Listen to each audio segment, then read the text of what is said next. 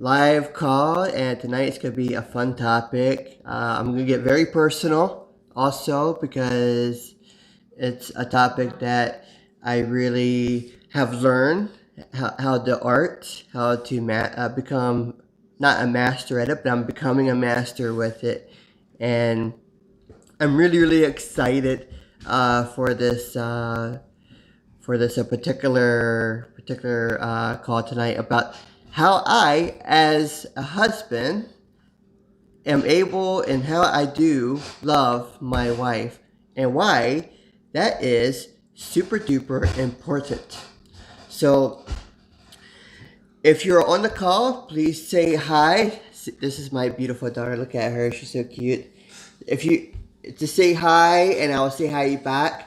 If you have questions, be more than happy. Just put them in there, and I will try to answer them during the call. If not, definitely after the call. If you say hi during the call, and I'm not able to say back, then I will do so at the end of the call or after in the comment section. So, how do you love a woman? And that is a great topic that for those guys who really want to know how to treat their wives, how to become a stronger husband, a boyfriend, whatever, father, this is something that you're going to want to listen to. Ladies, this is for you also. So don't shy away from this particular topic as well because this will really give you insight into some of the things that I've learned in my dating years and also in as a husband and wife as well. So I think you'll get a lot of benefit from it. And I give credit to my mentor back in the Philippines, Dr. Dave Magalong, and Men of Integrity, because if it wasn't for them, I would not have learned this art in a very good way and be able to love my wife in such a way that they feel loved every single day. So some of the things that we'll talk about and I'll begin to share with you is my personal story, and then I'll go into some of the tips that I can give to you to help you in your journey. And I think you'll love it. I think you'll really like it.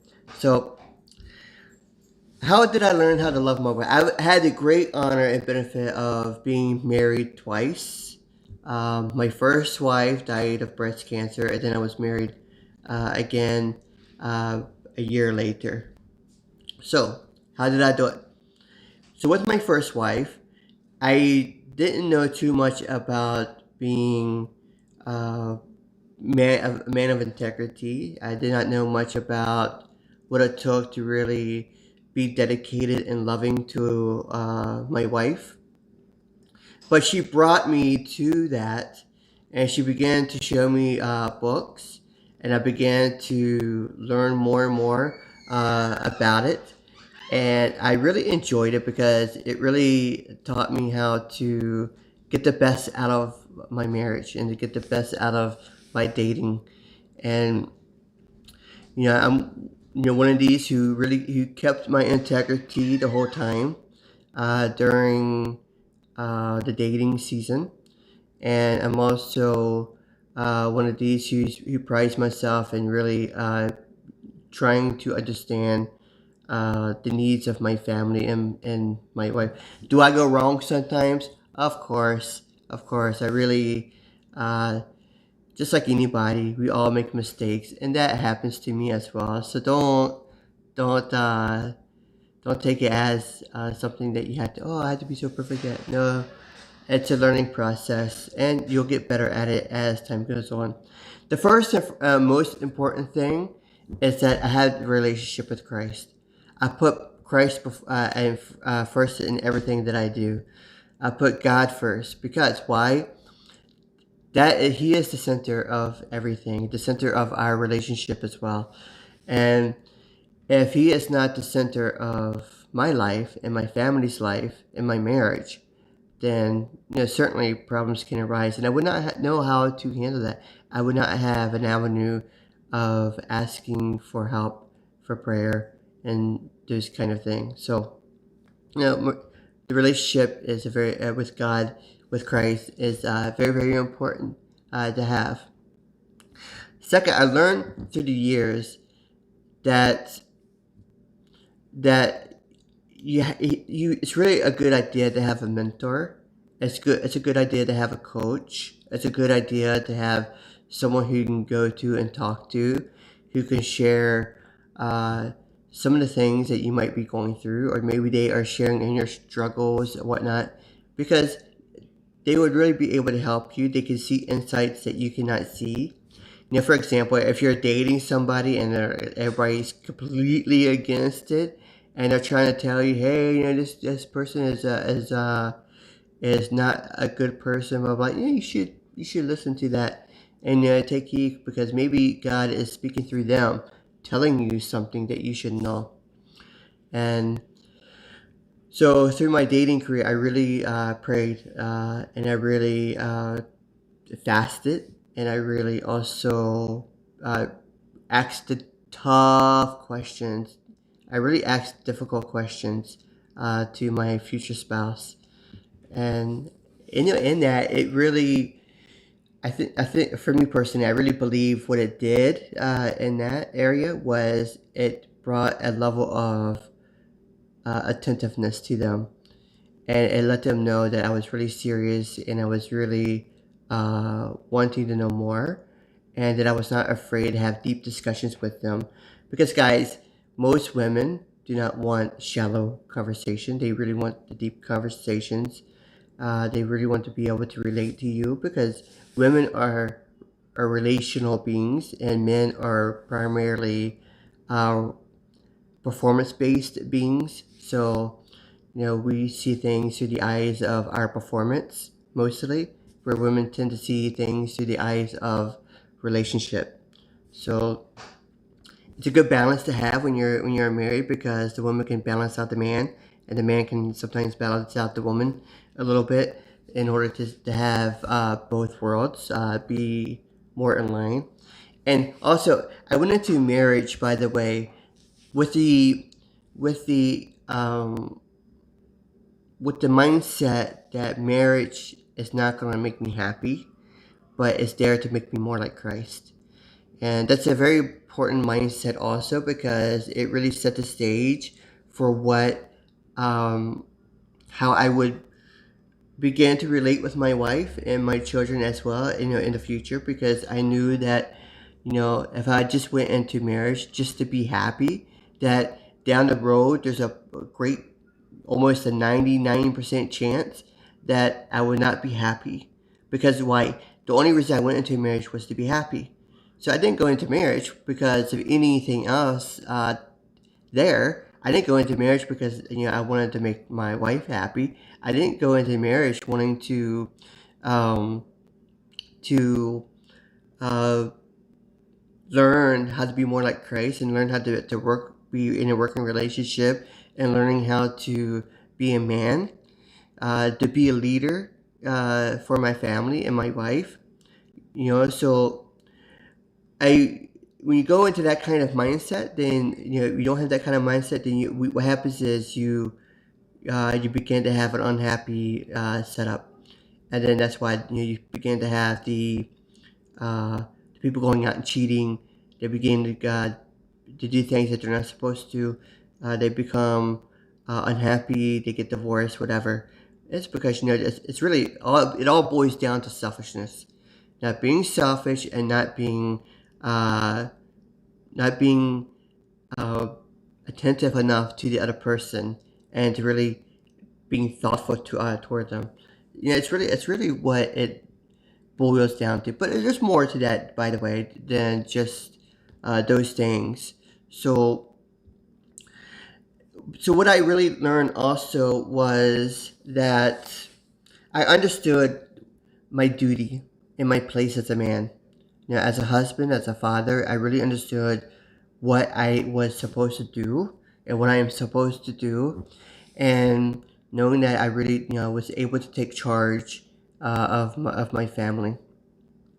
I knew it was my responsibility to love them, even when I did not feel like I was being loved.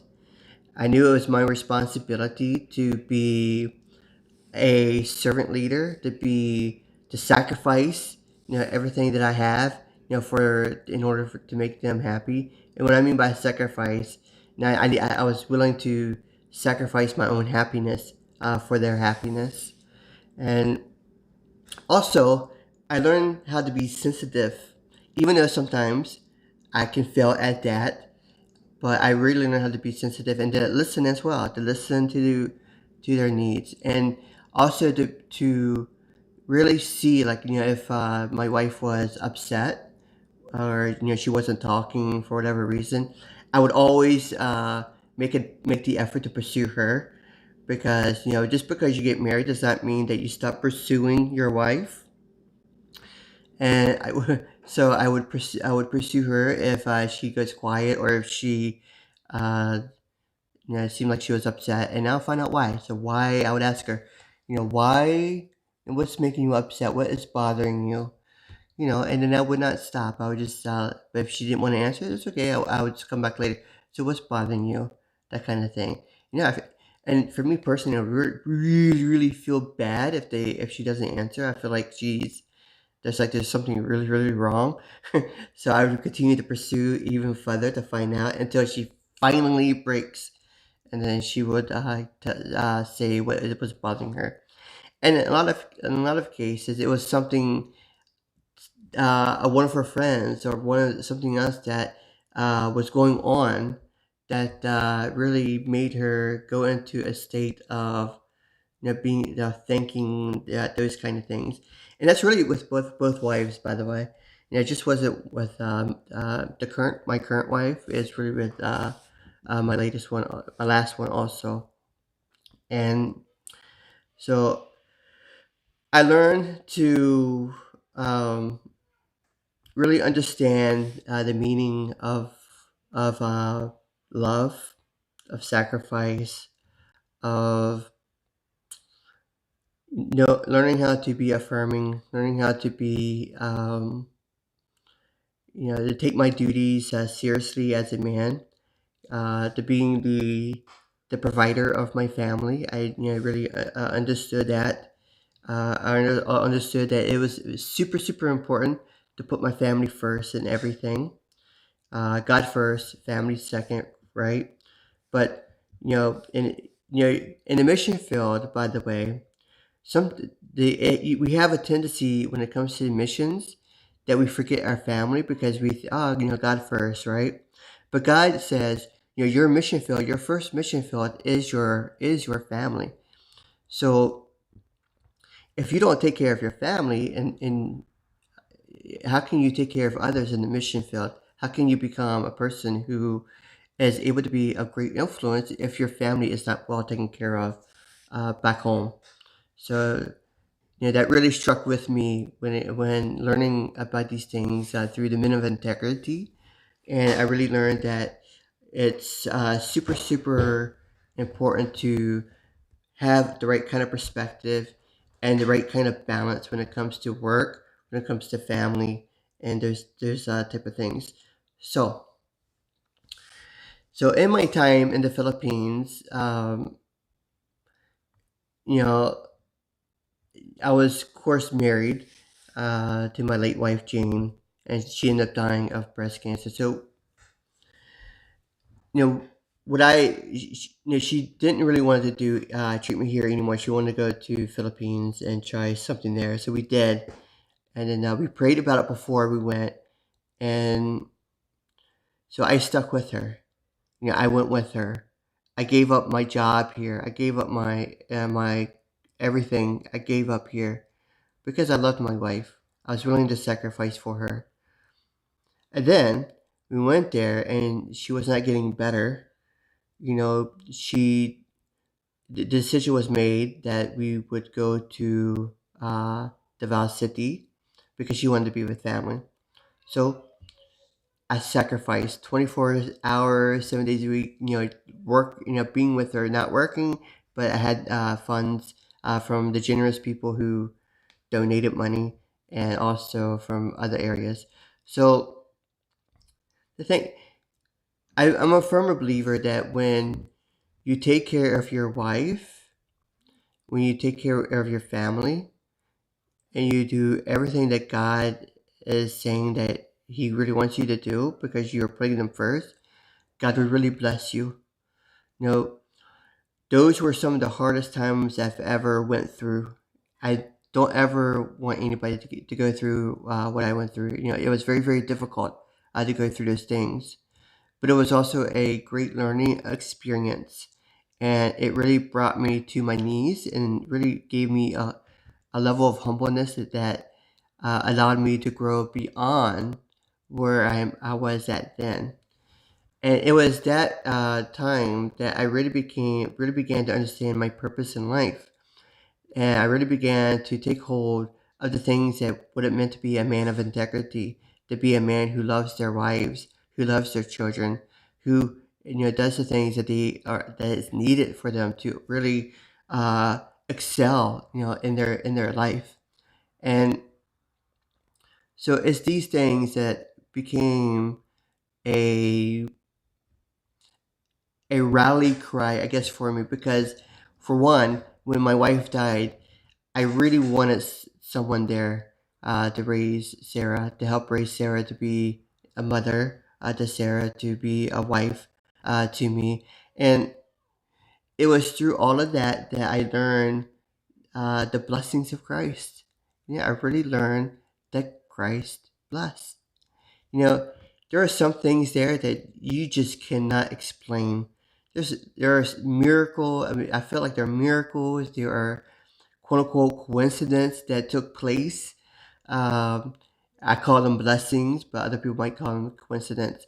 That it's just completely unexplainable. Of how these things happen, and it all and for me, I really believe that I never gave up on God. I never gave up on God. I wanted to, by the way. I wanted to blame God. I wanted to really, um, really wanted to be angry with Him. But at the end, it's like, God, you are sovereign and you had a purpose.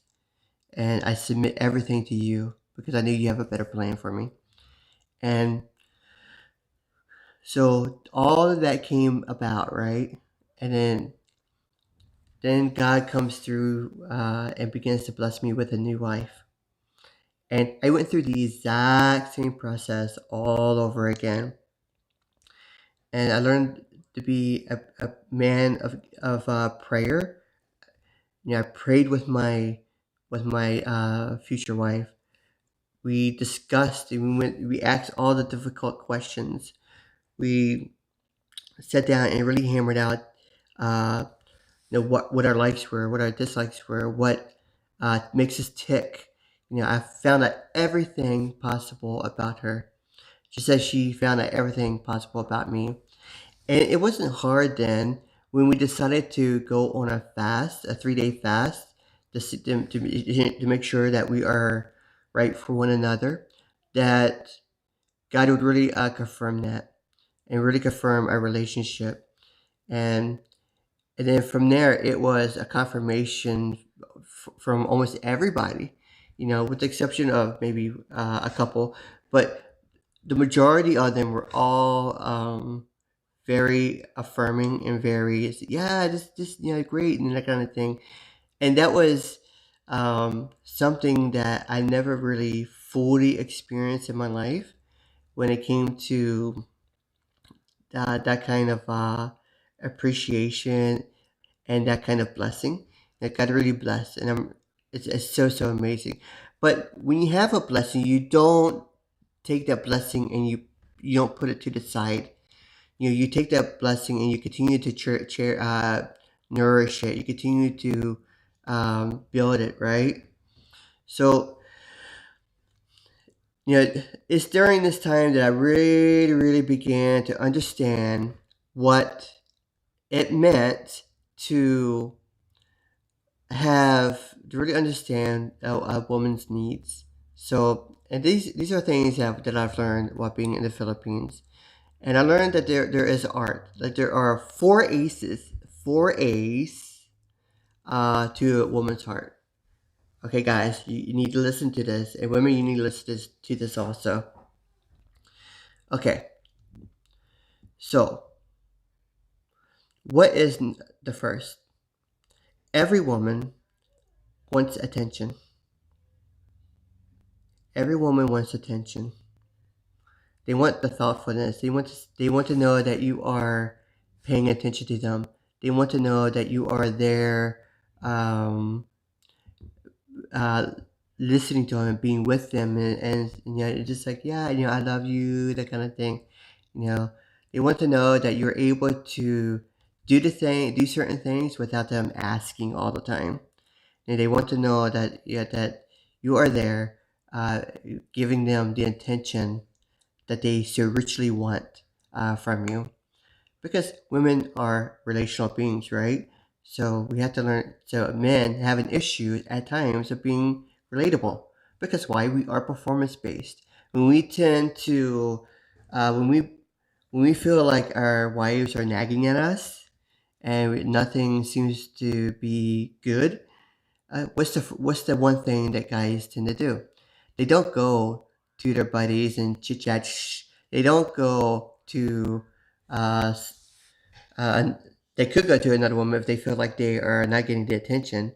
But most of the time, what happens is they go to their hobby, they go to the car, they start fixing things, they're doing things elsewhere, and then that's how you know that the guy is feeling a bit, a bit under, I guess, and not feeling appreciated as well, because guys need appreciation also, by the way.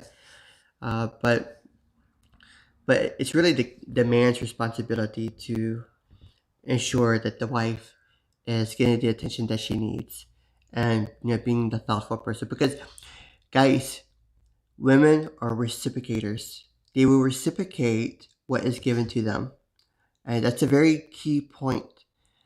If you give a woman love, they will love you back. If you give a woman always being angry, they're gonna be angry back, because they are relational. So learn how to be attentive and thoughtful toward them. Number two, men, you have to learn how to be affectionate. Yeah, you gotta learn how to be affectionate. Continue to do the things that you were doing when you were just dating, right? You were holding the hands, you're putting your arm around her, you were giving her a kiss, you're telling her, oh, you're so beautiful, I love you, all this great stuff, right? And then what happens when you get married? That stuff tends to decrease quite a bit, right? Well, guys, you should still hold your wife's hand.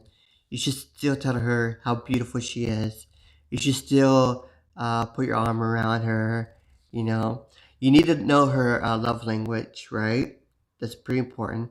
If you don't know your spouse's love language, or even if you're not married yet, if you don't know your partner's love language, you should really learn it and know it, so that you can really begin to perfect it well.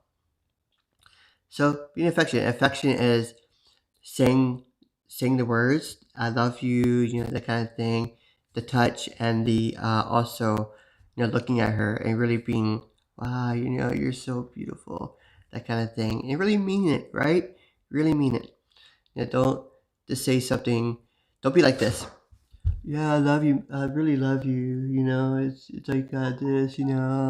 And looking somewhere else, that you're not paying attention. That you're looking at her. You're not being attentive to her. That's not really being affectionate, right? You begin to lose one of the important A's in there. So number three, affirmation. That's a biggie. Affirmation. You know, at least once a week. Uh, my family and I, or my wife and I, we would really take time to affirm. And sometimes we'll affirm other parts of the week also, but we would really take time to affirm. I really appreciate you. I really affirm you for how you wash the dishes. I really appreciate you for uh, how you how you love me. I really appreciate you and affirm you for how you take care of our daughter or our son, that kind of thing. So, you know, a girl wants to be affirmed, just like guys, by the way. Guys want to be affirmed too, but women really, really want to be affirmed. So learn how to affirm them. It's like, I appreciate you for this. I affirm you for this. So it's also affirmation. It's also really showing it as well, right? So you're affirming her. So when you come to affection, affirmation, attention, it's all, you'll find that it's all like interconnected with one another, right? When one begins to break apart, the others begin to break apart. When those things begin to break apart, then the bad things begin to happen, right? So learn how to be all of these things. And another thing, and the fourth thing that women really want, and the four A's, is that they want to be assured. They want to be assured that you will always be there, that they are being provided for, that they have the security that they need to to know that you're there, that you're not going to leave, that you're going to take care of the family, that you're going to take care of your kids, that you're going to be uh, the leader of your family. That's, women really want that, and until you as a man are able to step up and do these things, then oftentimes what happens is a woman begins, they start to nag, right? And guys, we know how much we don't like a nagging wife, right? Oh, yeah, we don't like nags. Ugh. It can get really it's not good. We just don't like it. It's irritating to us, right? But when you understand why they are nagging, then you can begin to fix it, right? So if oftentimes nagging is typically an upbringing from their childhood, right? Maybe their mom was nagging or whatever, so they really picked that up as time went on. But what it really, really means when a woman nags, when a wife nags, or a girlfriend, whatever, when they nag, it typically means that they are not getting the attention that they want. They're seeking that attention from you, and yet you're not willing to give it to them, because when you are paying attention to something else instead of them, of course they're going to nag, right? When they feel like they are not getting if their love language is touch, if they feel like they're not getting the touch that they are really wanting, they start nagging. They start, making the complaints, and maybe they try to do something, but yet you are not being attentive to them. So you really need to have those four A's. You really need to understand them, so that you will have a marriage that is good. Another thing. So not only did I learn how to be attentive, learning how to be affectionate, learning how to be affirming and assuring, I've also learned how to handle conflict well. So when a conflict does arise in a relationship, um, as men, we have to learn how to be graceful. We have to learn how to be patient, because if it's something that we are not typically wanting to talk about all the time, we tend to get a little bit agitated, because men tend to be more of a one track mind. So let's say we're on the guy's on the computer, and the wife is talking, and they're they're complaining about something, but we just keep ignoring, like this. We think, okay, we are doing the right thing, right? But in reality, we need that's not giving them the attention. So we need to be able to really listen to them and understand what they're saying, even if it's irritating us, even if we're wanting to do something else. We have to be strong enough to resist the temptation of going to the car, to the computer, and we need to learn how to shut up and just listen and listen and listen and listen. And then when she's done venting out, then yes, just have a very thoughtful or polite words, right? Be affirming. Baby, I really appreciate you for expressing yourself, and I'm sorry that you felt that way, and I would do my best to do better. If there's anything that I can do, then let me know, so that I can make my way better, so that you feel more appreciated and feel like you're getting the attention that you really want. So we have to learn how to handle the conflict well, and to be able to um, not be upset if they're being uh, angry with us, or even if they're shouting. Just you just be quiet and listen, because really what's happening is, especially with a woman, is because women are relational beings, they have to be able to vent out, right? So let them vent, let them speak their mind, let them speak out whatever they need to speak out. And when they do it with their husband, then that's great, because then they don't go to other women and start gossiping and stuff like that, right? So you really need to listen to them, because why? First of all, that's your wife. Two, that's your responsibility. Three, it will make your marriage much healthier. Then if you listen, and then you're able to not be upset and not be angry, and really take in what they are saying, then you'll be able to fix it if you have the right kind of mindset coming into it. So you need to learn how to part of being a leader, a man in your family, a leader of your family, and a leader elsewhere, is really being able to handle that conflict and understanding the needs of men and women, especially your wife. When you understand the needs of your wife, because we do it when we're always trying to pursue our girlfriends and before they become our wives.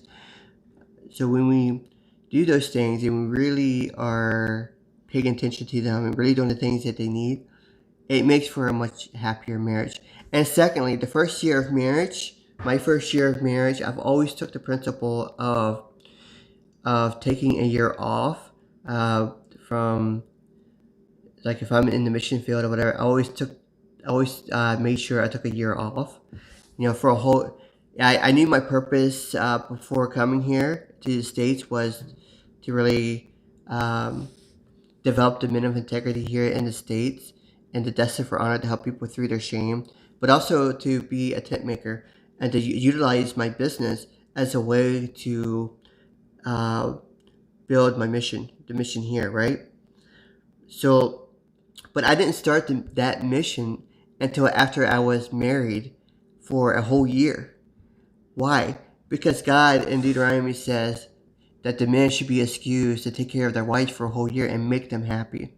So as men, yeah, I still work, by the way. I still made money because I needed to, right? That's our responsibility. We had to provide for our family and make money.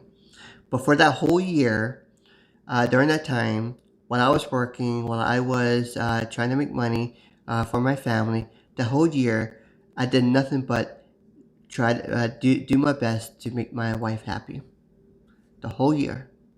I limited everything that I did. I did not take on extracurricular activities. I did not do the missions. The only thing I did was work enough to make money. And then the rest of the time, I spent my time at home making my wife happy.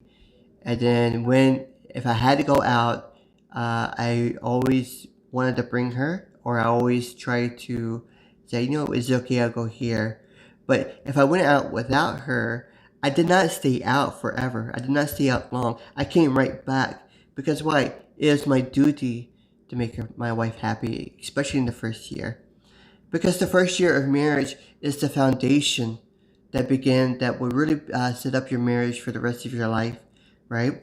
That doesn't mean that the problems don't happen down the road. Of course, problems happen, but if you know how to establish yourself and you know how to handle those type of conflicts, and that you know that that God gives you the trials at times, to really get you to be at the next level of your life, then you'll be able to handle those conflicts as they come in. So, and no conflict is worth. Most conflicts, by the way, are not worth fighting over. When you get angry, when you get upset, and when you're not able to, you're not like, okay, the spoon was not put in the right spot, the toilet was not put down, the the um, the dishes were not fully washed. That's not something to get in a major conflict over, right? Just say, honey, I would I was really hoping that the dishes would be washed. Would you be willing to help me wash the dishes, or help me clean the house? That kind of thing. It's all how you approach and how you say things and how you react. So when you learn how to do these things, then it makes for a much better situation, especially in your marriage. And God will really bless you, especially um, when it comes to work, and it comes to business, and it comes to missions in your church. God will really bless you and really make things begin to happen for you. Because as a man, right, you're built for leadership. You're meant for leadership. That's why God, created man to be your born leaders. Does that mean that women are not leaders? Of course not. Uh, it means because they are leaders, and when it comes to other positions in life, right? So, but as men, you are definitely born leaders. So we need to act as leaders for our family, so that our family could be it will be fully blessed. We have to be affirming. We have to be attentive, and we have to be affectionate. We have to be assuring, because that's our duty. It's our duty to be there for our family, our children, and our wives, both emotionally and physically. One last point on the fathers. You know, Fatherlessness is not just being absent physically. Fatherlessness can have a father that is there presently, but yet be absent emotionally. If the father, when a father is not um, there for their children, for their family, then the negative effects that come from that are mighty and great. So we have to learn how to be uh, men who are able to be emotionally attached to our family, our wives, our children, and we also have to be there physically. And that means really taking the time out of our schedules, out of our busy schedules of wanting to work and provide for our family, to be there for them, to be there at the recitals, to be there at the soccer or baseball or softball or basketball or football games. And we have to be there, because that's very important. We have to be there when they are emotionally feeling wrecked. When something happens and they need somebody to talk to. Let me ask you, who do you want your kids to talk to? You want your kids to get advice from their friends, who could probably, more than likely, especially if they are not sound, will give them pretty bad advice? Or do you want your kids to ask for advice and guidance from you? The answer is definitely from you, and that begins, by the way, early in your journey of raising your kids. And it's the same thing with the wife. And guys, it's important. your wife will reciprocate what you give them. So if you want all these things back, then you should give it to them as well. So anyway, that's all I have for now. I thank you for being on the live call, and I hope you got lots of benefit from it. If this benefit you, please share it with others, because I really believe it will be it's a topic that will really be effective for them. And if you feel that you want to ask me questions about this, anything about this subject, feel free to ask me. If you want to know what I do as a business, ask me as well. I'm more than willing to share it with you. And also visit my blog at chadallen.pro. I think you get some great information there as well. My live videos will be posted there as well. And we have many more topics to talk about as the time goes on, and I don't know what tomorrow's subject will be, but I'll be here tomorrow again at the exact same time at 9 p.m. Whether it be on YouTube, Periscope, or Facebook, and a couple others. You can even do through LinkedIn and Twitch. So all of those platforms I am on, that you can see my live video. And I thank you for your time. And I know that you will have a great night and a blessed night. And I will see you tomorrow. Okay. All right. Take care. Bye bye.